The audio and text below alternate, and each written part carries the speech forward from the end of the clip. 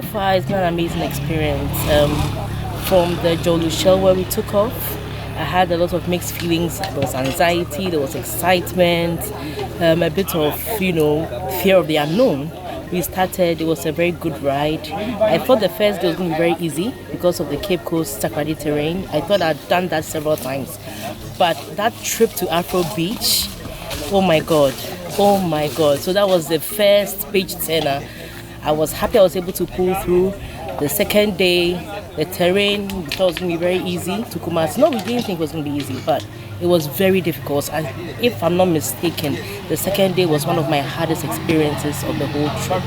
Then came the third day, which was pretty much easy. I was able to go full throttle. The road was pretty amazing compared to the other 2 days that we had experienced. And then the fourth day, that ride to Wenchao Hippo Sanctuary, I think that ride just made me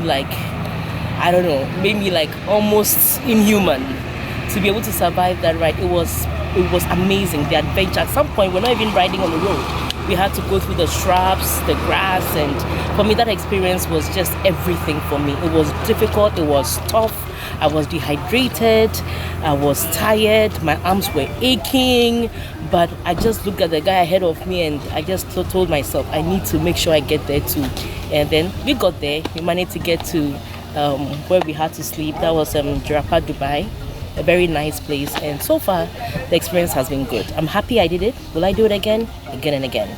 And I'm happy I've started it for the ladies, and I'm hoping that next year we have at least a couple more ladies joining the ride.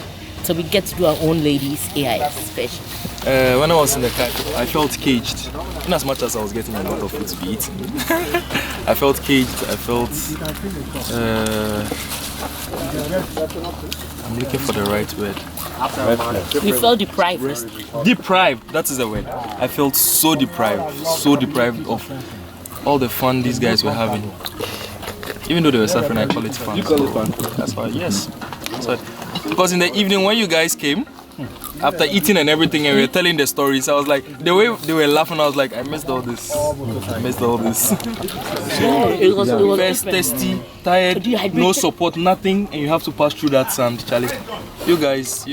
When we were passing in the car, we were like, these guys are going then he just disappeared. I don't know where he's gone to. We saw it. Let's wait in front there. At least it's around. I went to even show you a video. So there was a right, there was a left that we took, which you guys didn't take. You guys went straight. We went left towards the sanctuary. No, we went there. We went to Tang. All the way at the sanctuary lodge. There's a lodge. The sanctuary, like going towards Burkina Faso. Yeah. The border. We went all the way to the sanctuary. Almost 2 minutes walk from 2 minutes from the pond, and they have a lodge over there. We got there and we had to do a U-turn. Oh, so you guys. We did the same thing, exactly. So we didn't see you even when you came back. Then you guys were far behind. This ride was epic. The two was difficult. Every day brings its own difficulty. So they won the sand, yes. The two was difficult because the gullies and unexpectedness, like the dust and everything. But yesterday's own it was a technical ride. Endurance. Yesterday was actually endurance, technicalities, resilience. I don't know what other word to use. There's another thing where you have adaptation. Adaptivity. No, there's another way. Where you guys have to, we don't drink pure water on this trip. But you have to. You guys have to drink pure water. Oh yeah. To be able to survive. You have to adapt. You have to adapt. There's a drink of Yeah, there's a drink of puka. Wait, what is puka? Maybe Puma Cola. You drank all that? Puma Cola. Puma Cola had an animal on it. The animal didn't quite look like a puma. You guys have to drink it. No. So when we got to the Wicha place, I was dehydrated. I was on the ground. I couldn't even get up.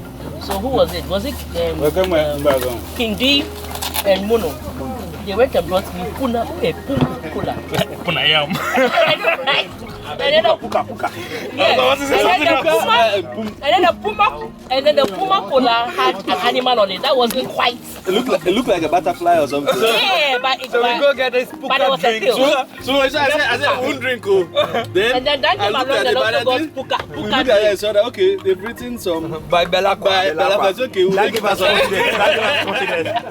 we'll take it as authentic and we'll take The Rose is like, check the logo if the logo is correct. They're all like, Rose is like, check the logo. Drank it. If there was no other water and there was water No, hold from the on. well, Yeah, would have We drank would it. have drunk it, hey. But yesterday was an experience. we were so- just trying to justify why we are drinking. Not that we didn't. We were going to reject it too. We just wanted a justification to make ourselves that. Because you don't know if it's alcohol or not. You know, it looked like it was liquor. Yeah, and they've written herbal drink. Herbal drink on it.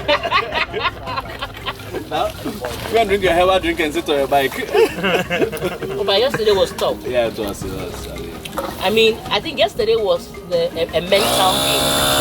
Yeah. Yesterday was apart from the physicality, it took a lot of. At some point, when my hand was better, I was doing this. I was actually praying for something, so it was better help me.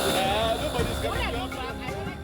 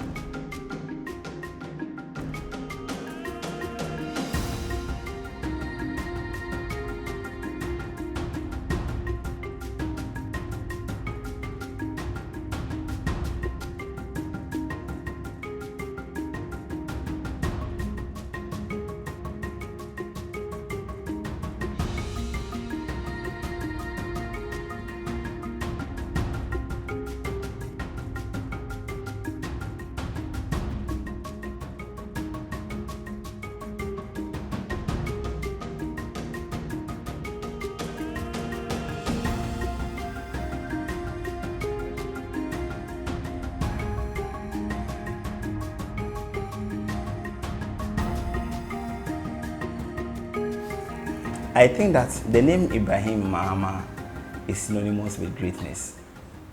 We have Ibrahim Mahama, the CEO of Engineers and Planners and Jata Cements, who sponsored us. Then we have Ibrahim Mahama, the artist. Look, you should go to Red Clay Studios. If you are watching this video, people, go to the Red Clay Studio in Tamale. You'll be wowed. What? Like, do you know what? Whilst we were there, I was just thinking about how the guy came up with the things he came up with. Like the Parliament of Ghosts. Like I mean, if I say I'm going to speak about the Red Clay Studios, I'll be doing a great disservice. I think that you should visit there yourself. Wow, the guy has done marvelously well. He's a great artist. The color of the charcoal. So it can no longer be used to house or bag the initial product. So at that point the sax is almost useless. So he's interested in the fact that, okay, how can I turn this useless commodity as a product as something meaningful? So the process of irreversibility is something he's interested in. So as an artist, what's your agency? Systems of failure or invoices. That's when lying on the ground in the factory, he was making the new boxes. The rehabilitation of thing that I was talking about. So he made some of the boxes in the factory, but he realized that these papers were thrown on the ground. This factory was no longer to be used because due to structural adjustment, a lot of factories that we have and industries, they needed to be folded up so that or sold to how do you call it, maybe expatriates or people who can invest this, who can hold them. Yes, but you realize that as the third world countries were doing that, they are going further into debt. So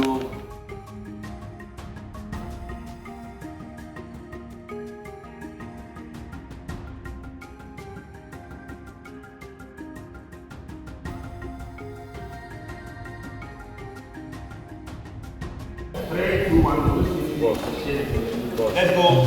Road safety is a shared responsibility. One more time. Road safety is a shared responsibility. Last one. Road safety is a shared responsibility.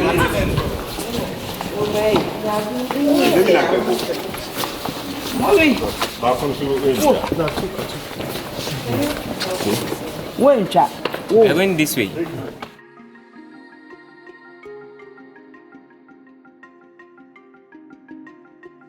And then we also have these two engines. This is a propeller engine, and this is a jet engine.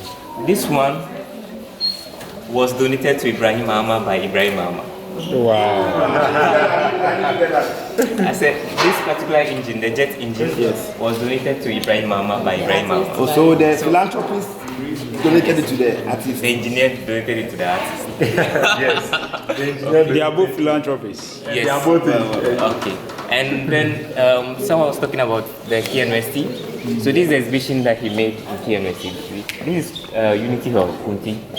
So he covered one of the buildings. He covered all the annexes. We have 12 buildings on campus. We call them annexes, halls of residence. Yeah. So this is Unity Hall. So this the best hall. No. So we covered this one. Oh yeah, sure. It's heavy. So this was before the car ring. Yeah. Hey, Minister Ipuni. The man in the jet engine. So and some of them also date as far back as 100 years ago. Yeah, so and before they give it to me, either they put on it or they piece on it to dissipate it so that you don't use it to do anything else. Wow. These are also some of the advocacy universities.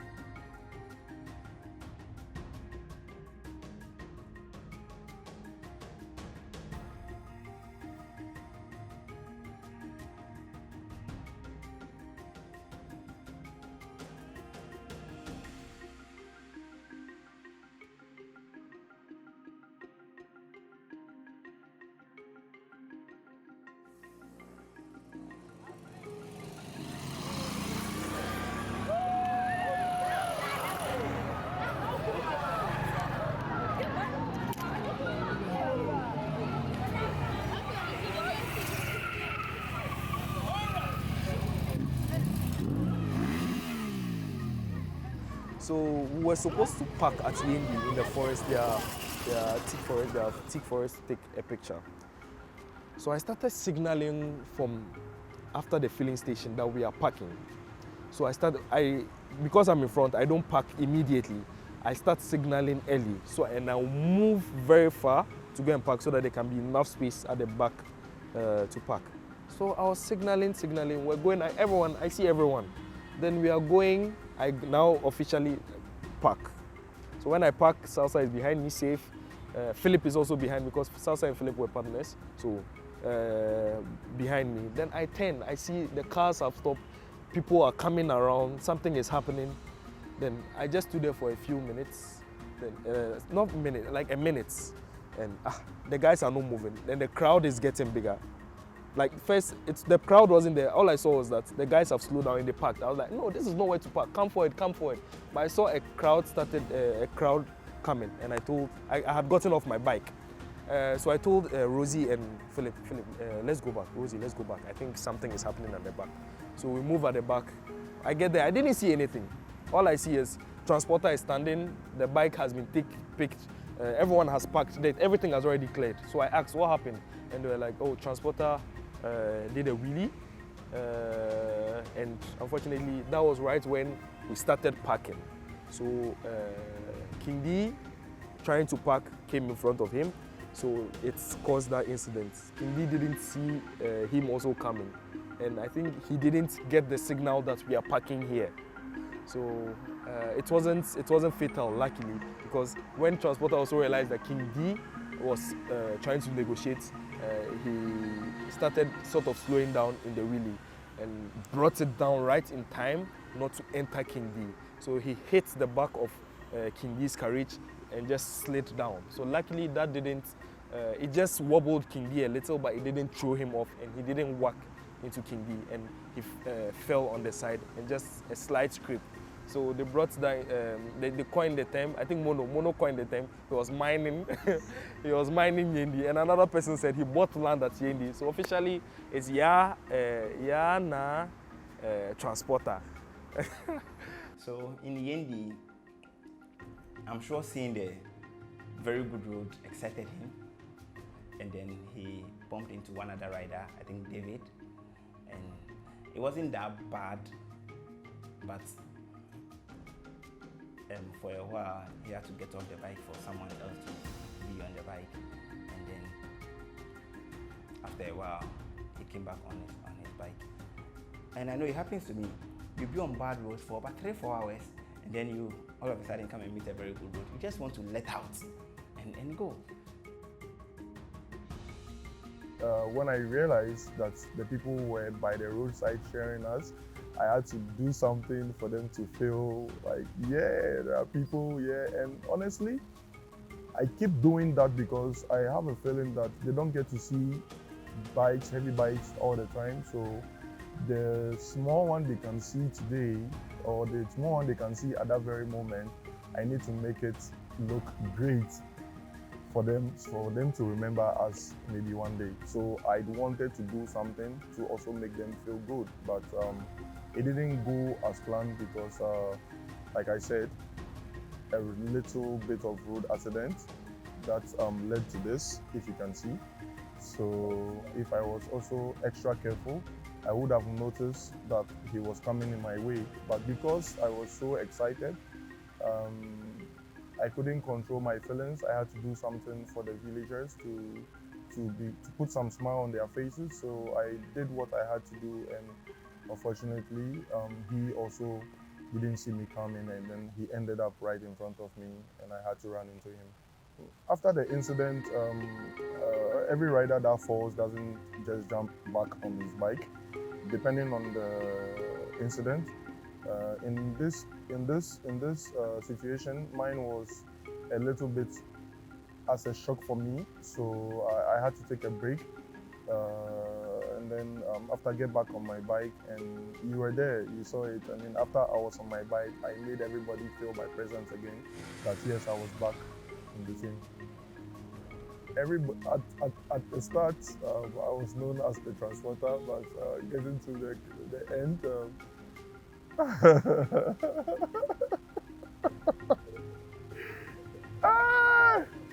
So the name is the Transporter. I started as the Transporter, and then I ended as Yana. What's the name again? Tinida or whatever. I don't know. I don't know. I don't really remember. But yeah, the Mining King. Yeah, the Mining King. Yeah.